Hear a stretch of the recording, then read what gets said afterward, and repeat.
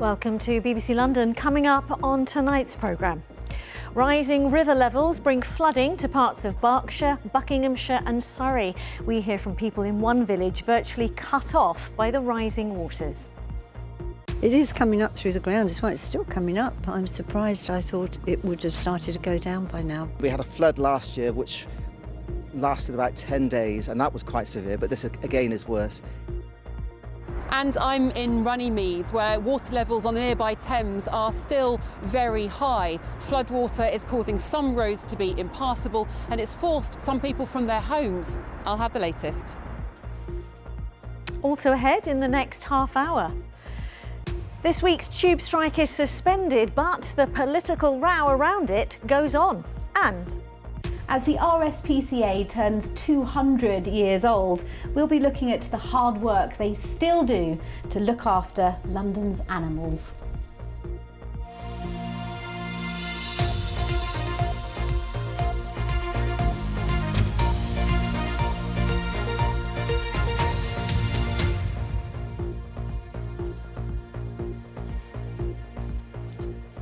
Hello and good evening. Lovely to have you with us. Let's start tonight with the record high river levels recorded on parts of the Thames today as the after effects of Storm Henk and heavy rain continue to be felt in and around the capital.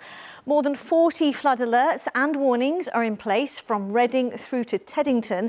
At the moment, you can see them there, and with the weather turning colder, people are being warned to stay away from swollen rivers. In a moment, we'll join Victoria Hollins in Surrey. First, though, to the Berkshire village of Cookham, where Matt Graveling has spent the day experiencing the floods for himself.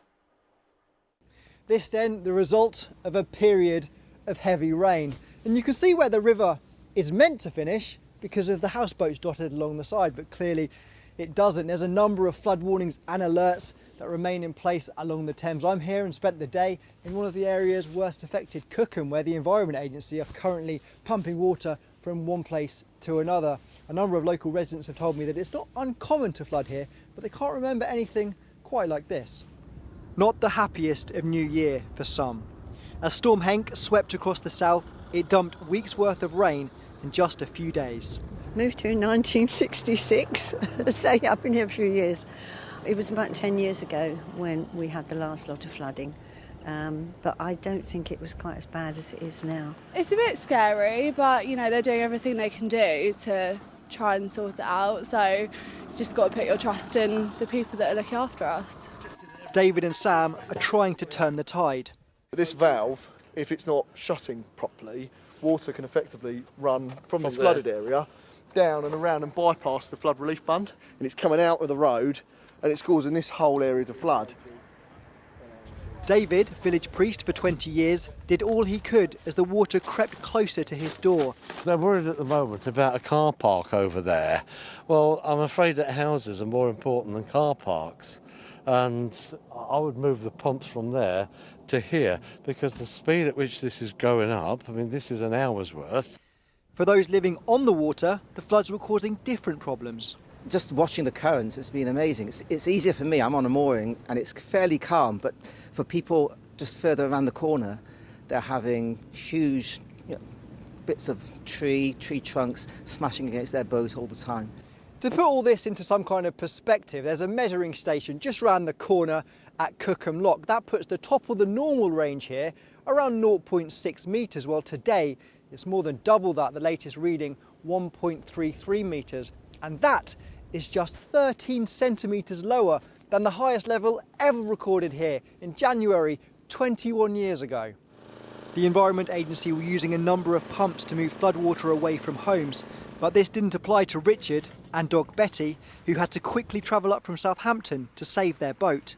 I've got a load of tyres and river defences to keep my boat on the river rather than floating up onto the bank because it'll never come off. And have you ever known anything like this?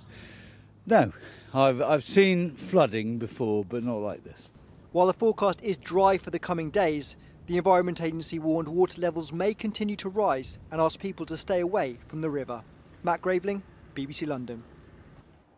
Well, now let's head further downstream to Runnymede in Surrey, where rising river levels could threaten homes and businesses. Victoria is there for us. Good evening, Vic.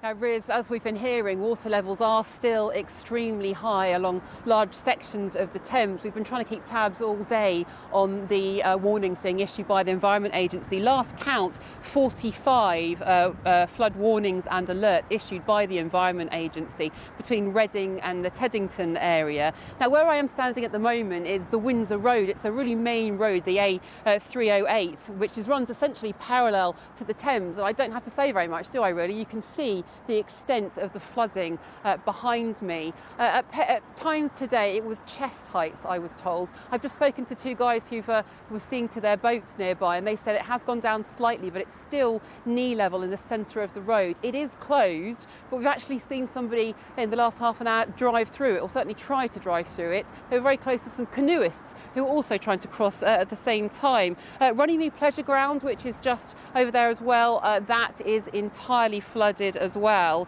And now emergency services have been here all day, but they left about half an hour or so ago, and they're turning their attentions now to Chertsey, where we're told that levels are still rising. They're expected to peak in Chertsey at about midnight tonight. Now, we know there's been some flooding of gardens, and it's slapped up against some homes in the area as well.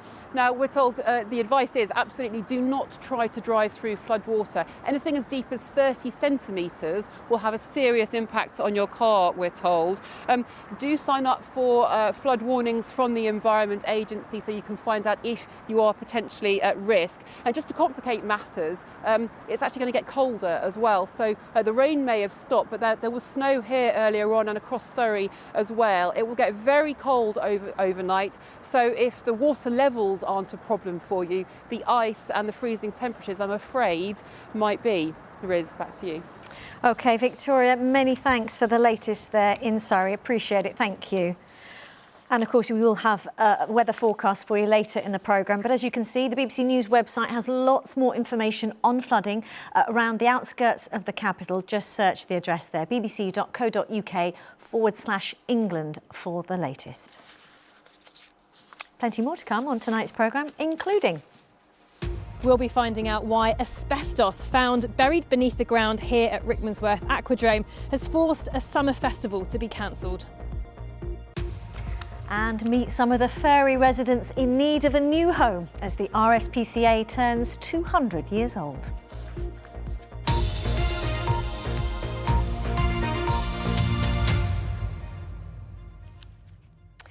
Hopefully, today's journey in London was easier than it could have been after a week-long planned tube strike by RMT workers on London Underground was called off. Well, our transport correspondent Tom Edwards has been following it all and joins us. And Tom, this was all last minute yesterday. Yeah, and basically what's happened is the Mayor found some extra money, some £30 million, I was told. We don't know where that's going to come from. Somewhere within the Mayor's £20 billion GLA budget, that's where it'll come from. The previous pay offer was 5%. That presumably will now be looked at again. What Labour says, this shows you what you can do if you talk to the unions constructively. Have a listen to this. Ultimately, this is about what can be achieved if decision makers get around a negotiating table with trade union officials and workers. If we're looking at what we're seeing nationally, for example, and the contrast that we're seeing where ministers do not want to get around a negotiating table with workers, so many strikes can be averted if we just have those positive dialogue and discussions. But there is a difference of opinion on this, and it seems to be turning into a political row. Yeah, anyone would think there's a mayoral election coming down the road, wouldn't they? Normally, mayors don't get involved in negotiations because they don't want to undermine their transport bosses. That's not what happened here. It is very unusual. And also, it's going to be tricky with some of the unions, I think, because ASLEF, the train drivers union, they accepted 5%. They're now talking about wanting 12%. Also, the TSSA union, they rejected the 5%. So TfL are now going to have to sit down with all of these unions and work out how to divvy up this 30 million and whether it can actually hold off further strikes in the future. The Conservatives think the Mayor Sadiq Khan has just caved in. Have a listen to this. Well, it's just been postponed. It's not been stopped permanently. Everybody will think, well, we'll threaten him with a week's strike and then he'll shake that money tree yet again and we'll get more money. He should have intervened and negotiated properly. Somebody ought to explain to Sadiq Khan that negotiation isn't just finding money and paying out whatever people want. We weren't able to speak to the Mayor today, but no doubt businesses and commuters will welcome this suspension. However, we don't know really what this is going to do for industrial relations between TfL and the unions. We don't know if this is going to hold off strikes. It might, but we're really into uncharted territory here. Lots of questions, and Tom, I know you'll keep us updated on all of it. Thank you, appreciate it. That's Tom Edwards, our transport correspondent. Next, to Hertfordshire and a popular annual event that's had to be cancelled for this year because of asbestos buried in the ground. The Rickmansworth Canal Festival has been held for the past 30 years at the town's Aquadrome Nature Reserve, but a review by experts has now restricted any activity which disturbs the ground. Victoria Cook has the story. The Rickmansworth Canal Festival, an event that's taken place here at Rickmansworth Aquadrome for 30 years. Thousands of people come, and the money raised helps fund educational programmes here for children throughout the year. But now it's been cancelled, and that's because a recent survey of the site has revealed asbestos buried under the ground, and a no-dig policy has been applied to the whole site.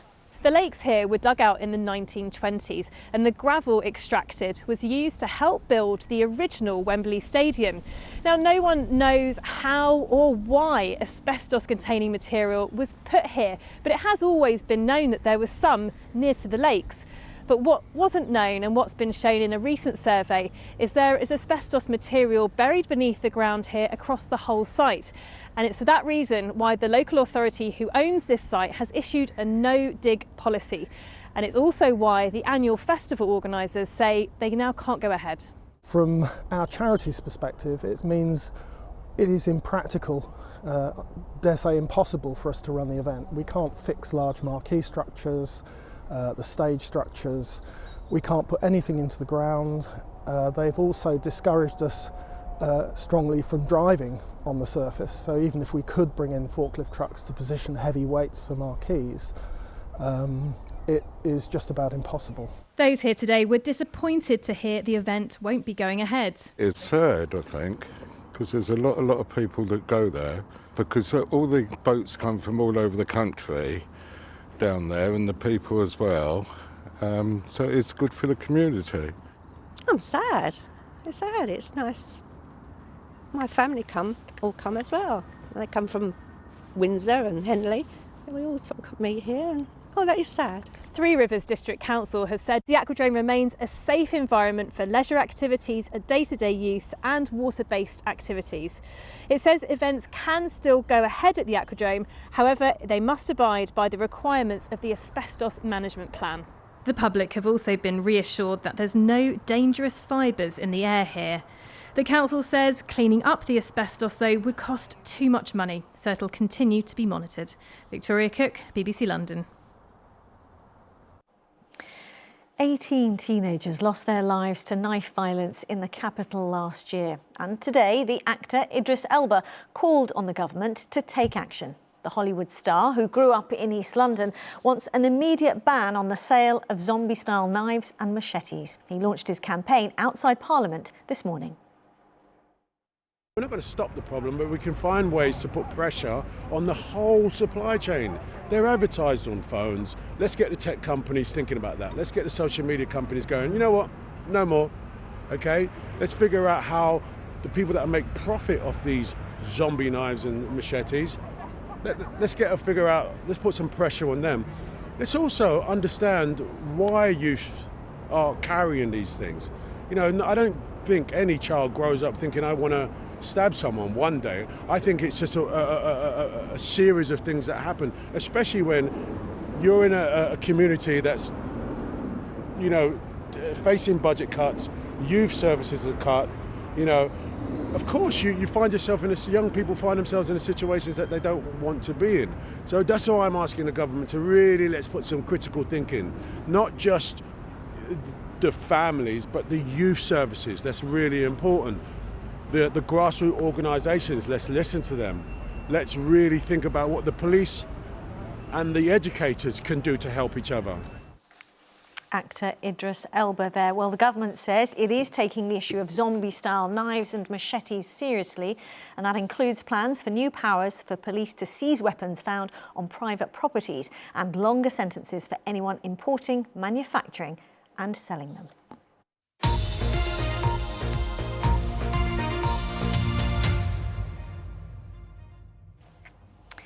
When you think of wrestling, you might think of cult stars like Hulk Hogan, Big Daddy, or more recently, The Rock. However, even though the number of women in pro wrestling is increasing, many say they're still not taken as seriously as men. But one London promoter is trying to change that and push back against sexism in the sport. Ez Roberts reports from Archway.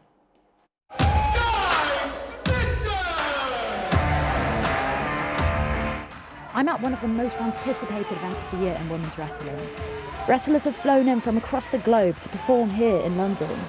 It's hosted by Eve, Riot Girls of Wrestling, a women's only promoter, and this is their international championship event. For those new to the sport, pro wrestling can be seen as a dramatised stunt show. Wrestlers embody an on-stage persona, shows follow a scripted storyline, and most performers try to not actually get hurt. But this doesn't mean they don't go all out. This is Emerson Jane, and yes, the blood is real. It's called blading. Wrestlers make a small cut to their head because it bleeds a lot to shock the audience, and allegedly it doesn't hurt that much. But despite years of dedicated work wrestlers put in, women are still battling to be taken seriously in the sport. Even though women's wrestling is a lot more respected now, it's still going to make up the minority of most shows. Whereas with Eva, it's somewhere that we can all work regularly and not just be the women's match in the show, but everyone's come to watch women. It's our duty to make absolutely certain that nothing goes on in this hall, which is a public hall, which may cause offence to anyone. Right up until the 80s, some local councils banned women's wrestling, including here in London. The fights were also seen as too offensive to broadcast in the UK. But things have moved on since then, and so have the moves. Wrestling's a sport that a lot of people have an opinion about. Because it's staged, some people think less talent goes into it. But Casey's going to show me some moves to teach you how hard it actually is to be a wrestler. First up is bumps, how you fall safely. Whenever you take that move, you attack the mat, so when you land, it's almost like a carpet being whipped out from underneath your feet. So when you take it, and when you land, breathe out. Hands flat, hands flat. Bumping fist first like I did can break your knuckles, but luckily I was too scared to fall hard. Then there's rolls, to get you out of danger and add some drama. Whoa! It's one of those. Just mind those knuckles. Yeah. When I asked Casey about sexism in wrestling, she said it can still be a problem in some places. There's a lot of the old school mentality. I've been told off for wearing face paint because you're a pretty girl. It's like, I don't want to just be a pretty girl. I want people to go, damn, she can wrestle. Like I'd be scared to meet her on a dark night sort of thing. When we first started, we had to ask people to leave quite a lot. People would be taking a lot of pictures of bums and crotches. People would be chanting and yelling sexual things at the women. None of that is what we were here for, so we would ask them to leave. Eve's pushing stunt boundaries in the ring, but it's also fighting a bigger fight to get women's sports to be treated as seriously as men's. Ez Roberts, BBC London. Now to a Londoner and a Samaritan-trained railway worker who's been awarded an MBE in the New Year's Honours List for his efforts in helping to save lives. 33-year-old Rizwan Javed, who works for the Elizabeth line at Paddington Station, has used his listening and talking skills to approach vulnerable people in difficult situations. He says he's just trying to do his best to make a difference in this world. Well, a little earlier he came into the studio and I began by asking him what was that moment like when he found out.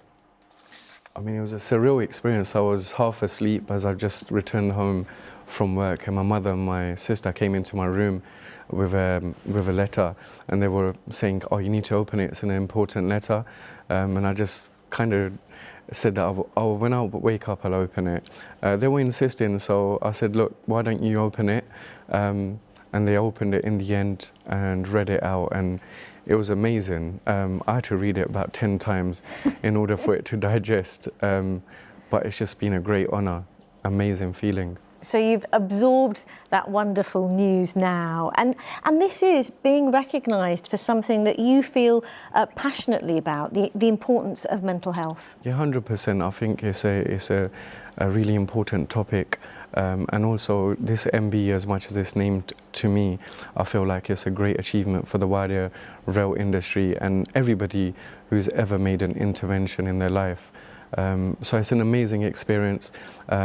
And to be able to sit here and talk about it and inspire other people, because I'm just an average guy and there's so many average guys out there that can make a difference just like I am. You sound extremely humble. I think there are many people out there who will thank you for your efforts. I mentioned you're Samaritan trained. Can I ask, what is the best piece of advice that you can give about perhaps approaching a vulnerable person in a difficult situation? I think be open, be honest, be a bit empathetic and do it from the heart, because if we're honest with each other, everybody wakes up in the morning and they're fighting a battle, and it's how they deal with it is where they end up. And if someone opens up to you, potentially for a cry to help, be there. It could be one of our loved ones, and make a difference. What about you personally? Because this has thrust you into the limelight, and I said you're a humble guy. Yeah, I think it's credit to my parents growing up, and they've been selfless individuals ever since I was young, just helping their neighbours, strangers, and they've always done everything in their power to make a difference, and I'm just trying to continue their legacy. They must be so proud. So come on, what about the work colleagues? Do they tease you? I mean, I went in on the first Monday, and people were calling me Sir Rizwan, MB Rizwan, and I was like, I'm just Riz, you know. Congratulations to him. I'm just Riz. Now, it was an idea that came up over coffee, which sparked a global movement. A simple idea to form a group that would protect animals. That was here in London 200 years ago, and since then the RSPCA has changed laws, industry and lives. Wendy Hurrell has been to see how the hard work continues, and as you can imagine, there are some seriously cute kittens in her report. Curious feline faces stare from the pens at the RSPCA's Central London Centre. Cats and kittens that have been abandoned, abused or rescued, and the site always runs at capacity. We have 32 pods here with our own air management system, so there's no cross-contamination between pods. I think last month we took 91 cats through this facility, and we rescue them, we rehabilitate them and we rehome them. We do all our own neutering, small operations and dental procedures here.